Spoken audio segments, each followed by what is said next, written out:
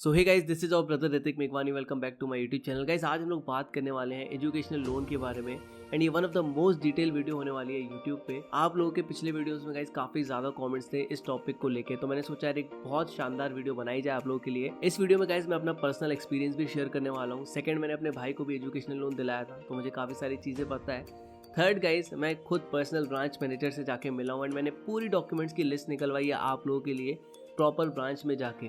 तो गाइस, ये one of the most detail video होने वाली है एंड ट्रस्ट मी, इसके बाद आपको शायद ही कोई डाउट होगा। तो यार वीडियो को जल्दी से स्टार्ट करते हैं। आज की वीडियो में गाइस बेसिकली 4 टॉपिक होने वाले हैं। एजुकेशनल लोन की कंप्लीट प्रोसेस जानेंगे। सेकंड, हम लोग डॉक्यूमेंट्स के बारे में बात करेंगे, कौन से डॉक्यूमेंट्स रिक्वायर्ड होते हैं। थर्ड, हम लोग बात करेंगे फ्रिक्वेंटली आस्क्ड क्वेश्चंस के बारे में, जो कि यार अक्सर स्टूडेंट्स को आया करते हैं। एंड गाइस, लास्ट में हम लोग बात करेंगे किन बच्चों को एजुकेशनल लोन लेना चाहिए एंड ऐसा कौन सा केस है जिसमें हमको एजुकेशनल लोन को अवॉइड करना चाहिए। वो सारी बातें हम लोग कवर करने वाले हैं। इसी के साथ यार वीडियो को स्टार्ट करते हैं। अब यहाँ पे गाइस हम लोग प्रोसेस की बात करते हैं। उससे पहले भैया कितना टाइम लगता है एक लोन को लेने में। यहाँ पे गाइस आपको 1 वीक से लेके 4 वीक तक टाइम लग सकता है। ठीक है, यहाँ पे 1 वीक कैसे केस में लगता है वो मैं आपको बता देता हूँ। यहाँ पे अगर आपके पहचान में कोई है जो कि बैंक में काम करते हैं या फिर बैंक मैनेजर है, आपकी दीदी भैया या फिर आपके आसपास जिनको आप जानते हैं, तो मैं आपको रिकमेंड करूँगा उनसे कॉन्टैक्ट कीजिए आप एंड उनको बताइए कि हमें एजुकेशन लोन लेना है। ऐसे केस में गाइस आपका प्रोसेस जो है वो थोड़ा सा फास्ट हो जाता है, आपको गाइडेंस काफ़ी अच्छी मिल जाती है, प्लस जल्दी काम हो जाता है। ठीक है, नहीं तो यार आपको थोड़े बहुत धक्के वगैरह खाने पड़ते हैं एंड वो क्यों खाने पड़ते हैं उसका भी मैं कारण बताऊंगा। नेक्स्ट बात करते हैं गाइस कितने ऑप्शन है हमारे पास एजुकेशनल लोन लेने के लिए। यहाँ पे गाइस 3 तरीके की बैंक होती हैं। एक जो आपकी कॉलेज बैंक रहती है, आपके कॉलेज कैंपस में एक ना एक बैंक होती है। सभी कॉलेजेस में नहीं होती है, लेकिन जितने भी टॉप कॉलेजेस हैं जैसे NIT, IITs, IITs या फिर बिट्स पिलानी जैसे कॉलेजेस, इनमें आपको एक बैंक मिल जाती है कॉलेज के अंदर। नहीं तो काफ़ी सारे प्राइवेट कॉलेजेस हैं जिनका बैंक के साथ टाई अप होता है, तो ऐसे केस में आपको कॉलेज बैंक अवेलेबल हो जाती है। Second, government bank and third, private bank. मैं आपको रिकमेंड करूंगा कि अगर आपके कॉलेज में कोई बैंक है वहाँ से आप ट्राई कीजिए, वहाँ पे काफ़ी इजीली मिल जाता है। सेकंड, गवर्नमेंट बैंक बहुत लंबा प्रोसेस होता है, हो सकता है आपको लोन ना भी मिले, 1-1.5 महीना आपको घुमा दें। ठीक है, तो ऐसे केस में यार आपको अवॉइड करना है कि गवर्नमेंट बैंक में जाना ही नहीं है, क्योंकि उनके पास ऑलरेडी बहुत सारे एप्लीकेशन होते हैं और उनको फ़र्क नहीं पड़ता आपको लोन मिले या ना मिले। ठीक है, ये रियलिटी है। थर्ड होता है प्राइवेट बैंक, जिसमें यार काफ़ी स्मूथ प्रोसेस होता है। एंड यहाँ पे मैं आपको बता दूँ, कई लोगों को लगता है कि हमें लोन मिलेगा नहीं मिलेगा। एक बात समझो कि बैंक का एक बिजनेस है, वो आपको लोन दे रहे हैं तो आपसे इंटरेस्ट भी ले रहे हैं, जिससे वो पैसा कमा रहे हैं। ठीक है, तो आपको यहाँ पे घबराना नहीं है कि हमें लोन मिलेगा नहीं मिलेगा, आपको जाके लोन लेना है। तो रिकमेंड मैं आपको करूँगा कॉलेज बैंक या फिर प्राइवेट बैंक। अब कॉलेज बैंक में भी एक दिक्कत हो जाती है कि यार वहाँ पे भी बहुत सारे एप्लीकेशंस हो जाते हैं। ठीक है, क्योंकि कॉलेज है, बहुत सारे बच्चे हैं, बहुत सारे बच्चों में से कई बच्चों को एजुकेशन लोन लेना रहता है, तो वहाँ पे भी प्रोसेस थोड़ा सा यहाँ पे लंबा हो जाता है, लेकिन प्राइवेट बैंक बेस्ट है। वीडियो में आगे बढ़ने से पहले गाइस जल्दी से मैं आपको एक क्विक इन्फॉर्मेशन शेयर करना चाहता हूँ। अनअकैडमी लेके आया one of the biggest test of the year, Unacademy Prodigy, जिसमें गाइस आप 20 लाख रुपीस तक की स्कॉलरशिप यहाँ पे पा सकते हैं। इस टेस्ट को गाइस क्लास 7 से लेके क्लास 12 तक के स्टूडेंट्स यहाँ पे दे सकते हैं एंड ये बिल्कुल फ्री ऑफ कॉस्ट है। इसमें गाइस अगर आप IIT JEE की प्रिपरेशन कर रहे हैं या फिर अपने नीट की तैयारी कर रहे हैं, तो एक काफ़ी अच्छी अपॉर्चुनिटी है आप लोगों के लिए एक अच्छी खासी स्कॉलरशिप पाने के लिए। यहाँ पे गाइस स्कॉलरशिप के साथ साथ आपको काफ़ी सारे रिवॉर्ड्स भी मिलते हैं एंड गाइस बेस्ट पार्ट यहाँ पे ये है कि आपको ऑल इंडिया लेवल पे यहाँ पे कॉम्पीट करने का मौका भी मिलता है। इस टेस्ट में एनरोल करने के लिए गाइस आपको डिस्क्रिप्शन में एक लिंक मिल जाएगी, जहाँ पे आपको ऋतिक 2022 कोड यूज़ करके इसमें अप्लाई कर लेना है। इसके अलावा गाइस हम लोग बात करें रिवॉर्ड्स की, तो कई तरीके के रिवॉर्ड्स आपको इसमें देखने को मिल जाते हैं, जैसे MacBook air, iPhone, iPad, Amazon Echo Dot and कई तरीके के Amazon वाउचर्स भी यहाँ पे आपको एज अ रिवॉर्ड दिए जाते हैं। यहाँ पे और हम लोग बात करेंगे गाइस, तो रैंक 1 से लेके 10 को 100% स्कॉलरशिप दी जाती है, रैंक 11 से लेके 25 को 75% एंड सो ऑन। यहाँ पे गाइस और हम लोग बात करें तो Unacademy all India mock test भी कंडक्ट कराता है, जो कि आपका एवरी संडे होता है। तो इसमें बेस्ट पार्ट ये है कि आप ऑल इंडिया लेवल पे कॉम्पीट करते हैं, इससे आपको पता चलता है कि आप पूरे इंडिया में कहाँ पे रैंक करते हैं, आपकी प्रिपरेशन कैसे हो रही है। एंड गाइज यहाँ पे जो आपकी टेस्ट रिपोर्ट मिलती है वो काफ़ी डिटेल मिलती है। यहाँ पे गाइज अगेन एनरोल करने के लिए डिस्क्रिप्शन में आपको लिंक मिल जाएगी, ऋतिक 2022 आपको कोड यूज़ करना है। इसके बाद आप इजीली फ्री में एनरोल कर सकते हैं एंड बेस्ट पार्ट यहाँ पे ये भी है कि ये फ्री ऑफ कॉस्ट है। इसके अलावा गाइज अगर आप कोई कोर्स वगैरह चाहते हैं तो डिस्क्रिप्शन में आपको उसकी भी लिंक मिल जाएगी। एक्स्ट्रा 10% डिस्काउंट के लिए आप ऋतिक 2022 कोड यूज़ कर सकते हैं। नेक्स्ट हम लोग बात करें भैया प्रोसेस क्या है, मतलब कितनी स्टेप्स होती हैं। सबसे पहले यार आपको बैंक विजिट करना है, वहाँ पे आपको एजुकेशनल लोन का एप्लीकेशन फॉर्म दिया जाएगा, करीबन इतना मोटा फॉर्म होता है, उसमें बहुत सारी डिटेल्स भरनी पड़ती हैं आपको। उसके बाद बहुत सारे डॉक्यूमेंट्स आपको अटैच करने पड़ते हैं, उसके बाद जाके आपका लोन सैंक्शन होता है। अब यहाँ पे मैं यार फ्रिक्वेंटली आस्क्ड क्वेश्चंस के बारे में बात करूंगा, जो कि यार अक्सर आप लोगों को क्वेश्चंस आते रहते हैं। पहला क्वेश्चन आता है कि भैया कौन कौन एलिजिबल है लोन लेने के लिए। यहाँ पे यार अगर आपके पास इंडियन नेशनलिटी है तो आप इजीली लोन ले सकते हैं, सबको लोन मिल जाता है। सेकंड, भैया कितना इंटरेस्ट लगता है एजुकेशनल लोन पे। हाँ, पहली बात तो ये है कि कई लोगों को पता नहीं होता एजुकेशनल लोन पे भी इंटरेस्ट लगता है। ये डिपेंड करता है बैंक टू बैंक, 7% से लेके 14% तक ही वेरी करता है। जनरली 8 से लेके 12 के बीच में हमको देखने को मिलता है कई सारी बैंक्स में। तो हाँ, आपका इंटरेस्ट लगता है एजुकेशनल लोन पे 7 to 14% के बीच में।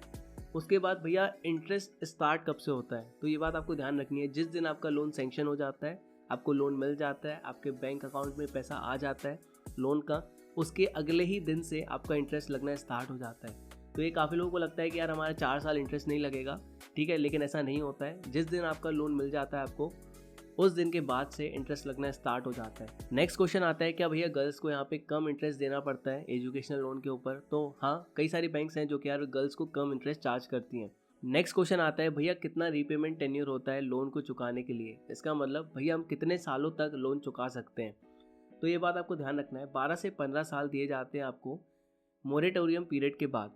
मोरेटोरियम पीरियड में समझाऊंगा, मतलब समझो कि 4 साल आपकी पढ़ाई के हैं, 1 साल आपको और दिया जाता है, उसके बाद से 12 से 15 साल आपके पास और होते हैं लोन को चुकाने के लिए, ठीक है।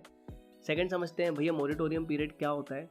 बेसिकली यार 12 महीने का मोरेटोरियम पीरियड रहता है। ये समझ लो कि 4 साल आपके पढ़ाई के प्लस 1 साल आपकी पढ़ाई के बाद, मतलब ये 5 साल हो गए। इस 5 साल में अगर आप बैंक को एक भी EMI नहीं देते हैं, एक भी पैसा नहीं देते हैं, तब भी आपका काम चल जाता है। लेकिन ये 1 साल प्लस 4 साल, इसके बाद आपको EMI यहाँ पे देना पड़ता है। मोरेटोरियम पीरियड मतलब एक प्रकार से छूट दे दी जाती है आपको कि आपके कॉलेज खत्म होने का 1 साल आपको दिया जाता है, जिसके बाद से आप EMI देना स्टार्ट कर सकते हैं। अब ऐसा क्यों? क्योंकि कई बार होता है कि प्लेसमेंट नहीं लगती किसी की, ठीक है, तो उस केस में आपको 1 साल दिया जाता है कि आप पैसे वगैरह का इंतजाम करना स्टार्ट कर दो, या फिर आप जॉब वगैरह देख लो, अपनी ढूंढ लो। तो 1 साल का आपके पास मोरेटोरियम पीरियड यहाँ पे रहता है। अब यहाँ पे बात करते हैं कोलेट्रल के बारे में। भैया क्या कोलेट्रल रिक्वायर्ड होता है एजुकेशनल लोन के लिए? तो यहाँ पे समझते हैं, अगर आप 4 लाख रुपए तक लोन लेते हैं तो यहाँ पे किसी भी कोलेट्रल, किसी भी सिक्योरिटी, किसी भी थर्ड पर्सन की ज़रूरत नहीं होती है। 4 लाख तक आपको काफ़ी इजीली लोन मिल जाता है। उसके बाद अगर आप 4 लाख से 7.5 लाख रुपए तक लोन लेना चाहते हैं तो यहाँ पे आपको कोई भी कोलेट्रल, कोई भी ज़मीन जायदाद संपत्ति एसेट्स के पेपर वगैरह नहीं देने पड़ते हैं। यहाँ पे सिर्फ और सिर्फ एक थर्ड पार्टी गारंटर लगता है, ठीक है, जो कि कोई भी हो सकता है, आपके भैया, आपके चाचा या फिर आपके नेबर्स हो सकते हैं, ठीक है। तो थर्ड पार्टी गारंटर की ज़रूरत रहती है 7.5 लाख रुपए तक लोन लेने के लिए। अब सिक्योरिटी एंड कोलेट्रल कब देना पड़ता है? यहाँ पे 7.5 लाख रुपए से ज़्यादा आप लोन लेते हैं तो ऐसे केस में आपको सिक्योरिटी जमा करनी पड़ती है, मतलब बैंक में कुछ भी गिरवी रखना। तो ऐसे केस को यार हम लोग कोलेट्रल या फिर सिक्योरिटी बोलते हैं। अब यहाँ पे नेक्स्ट क्वेश्चन आता है, भैया किन किन चीज़ों के ऊपर हमें एजुकेशनल लोन मिल सकता है। तो पहला, ट्यूशन फीस पे मिल जाता है, आपकी हॉस्टल एंड मेस फी पे मिल जाता है, लैपटॉप पे मिल जाएगा, आपको बुक के लिए मिल जाएगा, एंड ट्रांसपोर्टेशन के लिए, मतलब ऑलमोस्ट सभी चीज़ों के लिए मिल जाता है। लेकिन यहाँ पे जो आपकी ट्यूशन फीस है, वो ट्यूशन फीस काफ़ी सारी फीस से जुड़ के बनती है, जैसे डेवलपमेंट फीस, एग्जामिनेशन फीस, और भी कई तरीके की फ़ीस होती है। तो ऐसे केस में यार जब आपसे फ़ीस स्ट्रक्चर मंगवाती है बैंक कॉलेज का, तो हो सकता है 1.5 लाख आपकी फ़ीस है तो यहाँ पे बैंक की साइड से आपको 1,30,000 रुपये मिले, मतलब 20 लाख आपको खुद की जेब से देने पड़े। तो बहुत सारी फ़ीस में से कुछ फ़ीस ऐसी होती हैं जिसमें बैंक यहाँ पे लोन नहीं देती है।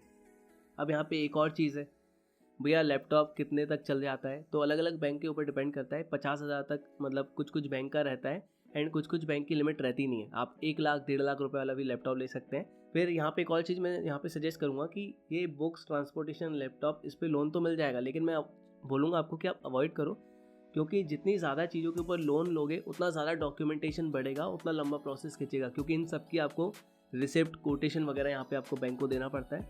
तो मैं बोलूँगा आप अवॉइड करें। इसके बाद होता है, क्या भैया बैंक अकाउंट नेसेसरी है? हाँ, यहाँ पे बैंक अकाउंट नहीं, यहाँ पे आपके पेरेंट का एंड आपका यहाँ पे जॉइंट बैंक अकाउंट की ज़रूरत होती है। मतलब आप जिस भी बैंक से लोन ले रहे हैं उस बैंक में आपके पेरेंट का एंड आपका जॉइंट अकाउंट खुलता है, उसके बेसिस पे आपको यहाँ पे लोन दिया जाता है। नेक्स्ट क्वेश्चन आता है, क्या भैया हमें हमारी पहले साल की फ़ीस खुद से भरनी पड़ती है? हाँ, आपको पहले साल की फ़ीस खुद से भरनी पड़ती है यहाँ पे, लेकिन बाद में आप चाहें तो बैंक में आपकी पहले साल की फ़ीस की रिसिप्ट जमा करके आप अपने अकाउंट में पैसे ले सकते हैं, ठीक है। तो पहले तो आपको खुद भरना पड़ेगा, लेकिन बाद में बैंक से आपको मिल जाते हैं। नेक्स्ट क्वेश्चन आता है, भैया क्या हमें हमारी मार्कशीट हर साल बैंक में सबमिट करनी पड़ती है? हाँ, आपका जैसे एग्जाम्स वगैरह कंप्लीट होते हैं, आपके पास बैंक का कॉल आएगा कि मार्कशीट सबमिट करो। आपको हर साल मार्कशीट उनको ईमेल करनी पड़ती है, क्योंकि पता चलता रहे उनको कि हाँ भैया बच्चा पढ़ रहा है कि नहीं। ठीक है, तो कोई घबराने वाली बात नहीं है। अब गाइस बात करते हैं डॉक्यूमेंट्स के बारे में। बहुत सारे डॉक्यूमेंट्स हैं, सारी चीज़ें डिटेल में समझेंगे, एक भी डॉक्यूमेंट हम लोग मिस नहीं करेंगे।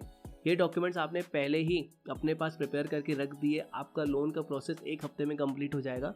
ये मैं बिल्कुल अपने एक्सपीरियंस के साथ कह रहा हूँ। ठीक है, अब गाइस बात करते हैं डॉक्यूमेंट्स के बारे में। तो सबसे पहले एप्लीकेशन फॉर्म, जो बैंक की साइड से इतना मोटा एप्लीकेशन फॉर्म मिलता है एजुकेशन लोन का, वो आपको अच्छे से फिल करना है। उसमें कौन से डॉक्यूमेंट्स लगेंगे वो मैं आपको बता देता हूँ। सेकेंड, आपके पास यार एडमिशन लेटर होना चाहिए।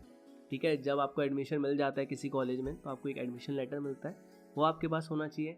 नेक्स्ट यहाँ पे जो डॉक्यूमेंट है वो है फीस स्ट्रक्चर कॉलेज सील के साथ। भैया फीस स्ट्रक्चर, हाँ यहाँ पे बैंक आपसे बोलता है कि फीस स्ट्रक्चर आप अपना बताइए आपके कॉलेज का। यहाँ पे बेसिकली 4 साल का फीस स्ट्रक्चर होता है।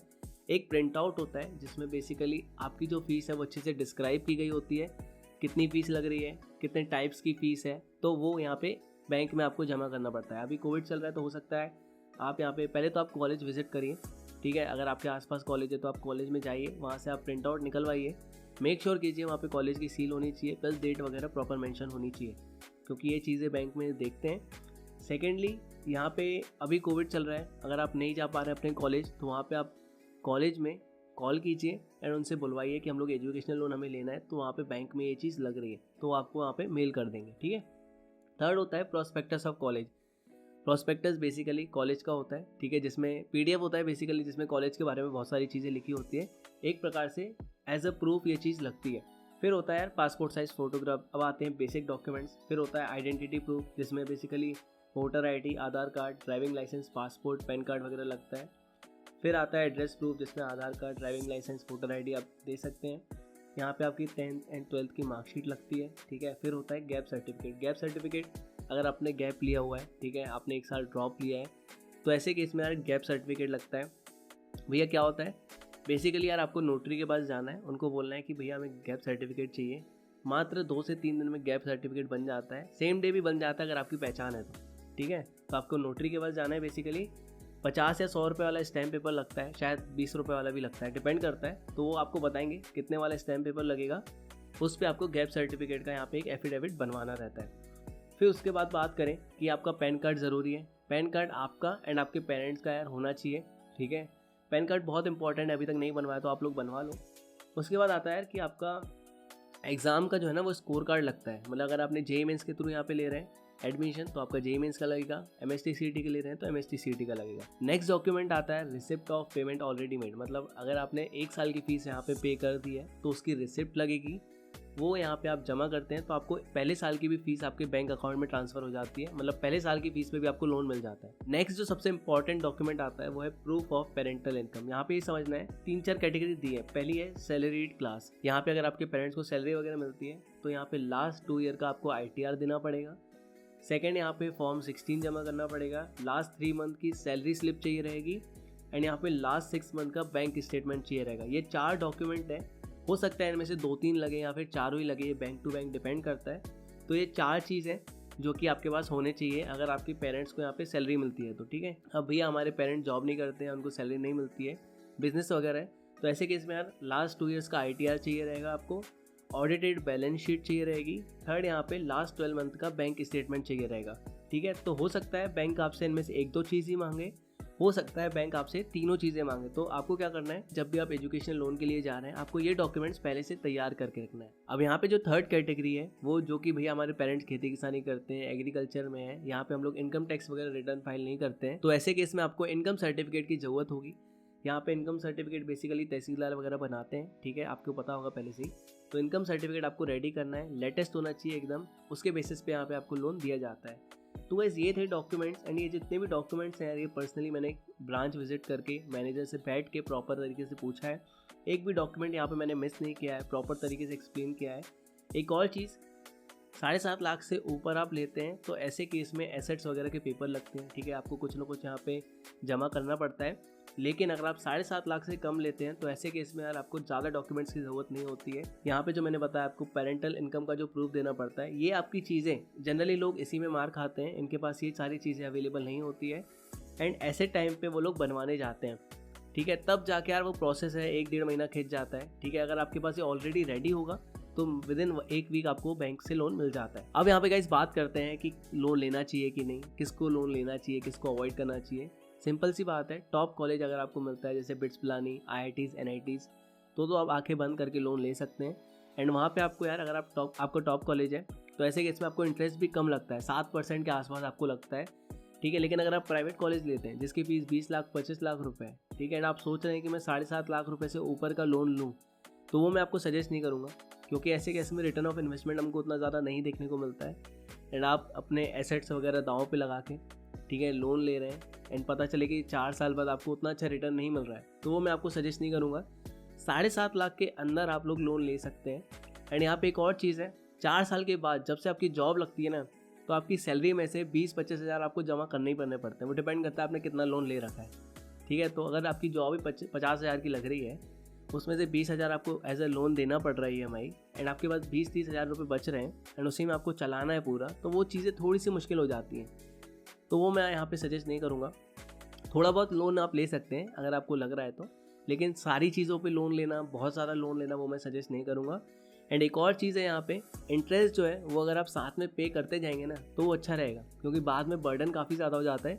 1 साल की फ़ीस ली आपने, उस पर आप इंटरेस्ट दे दो, अगले साल की फ़ीस ली आपने, उस पर इंटरेस्ट दे दो। अगर आप नहीं देते हैं तो क्या होता है, पहले साल की फ़ीस पे इंटरेस्ट नहीं दिया आपने, दूसरे साल पहले साल की फ़ीस प्लस दूसरे साल की फ़ीस पे इंटरेस्ट लगता है। अगर आपने उस टाइम भी इंटरेस्ट नहीं पे किया, पहले साल की फ़ीस, दूसरे साल की फ़ीस, तीसरे साल की फ़ीस, उन तीनों पे आपको इंटरेस्ट देना पड़ेगा। तो इंटरेस्ट ऐसे ज़्यादा होते जाता है, इसलिए आप पे करते जाओ तो वो बेटर रहेगा, ठीक है। तो गाइस ये था यार डिटेल वीडियो। कोई भी डाउट हो कमेंट में पूछ सकते हो। वैसे मुझे नहीं लगता इसके बाद कोई और डाउट होना चाहिए। पूरा प्रोसेस मैंने बता दिया, डॉक्यूमेंट्स बता दिए, ठीक है, क्या क्या आपको डाउट्स आ सकते हैं वो सारी चीज़ें मैंने बता दी हैं। इसके अलावा यार अगर आपको कोई और हेल्प चाहिए तो कमेंट में मुझसे पूछ लेना, मैं सारी बातें आपको बता दूंगा। 3 ऑप्शंस रहते हैं, college bank, government bank, private bank. मैं आपको कॉलेज बैंक रिकमेंड करता हूँ, सेकंड प्राइवेट बैंक रिकमेंड करता हूँ। गवर्नमेंट बैंक में बहुत लंबा प्रोसेस खिंच जाता है। ये सारे डॉक्यूमेंट्स हैं आपके पास होने चाहिए। एजुकेशनल लोन लेने से पहले ये सारे डॉक्यूमेंट्स बनवा लो। पैन कार्ड हो गया, या फिर आपका जो ITR अगर आपके पास नहीं हो, फाइल नहीं करते हो, तो आप वो चीज़ें पहले से CA से बात करके ठीक करा लो, ठीक है, वो ज़रूरी है। इसी के साथ यार मिलते हैं नेक्स्ट वीडियो में। Stay safe, peace out.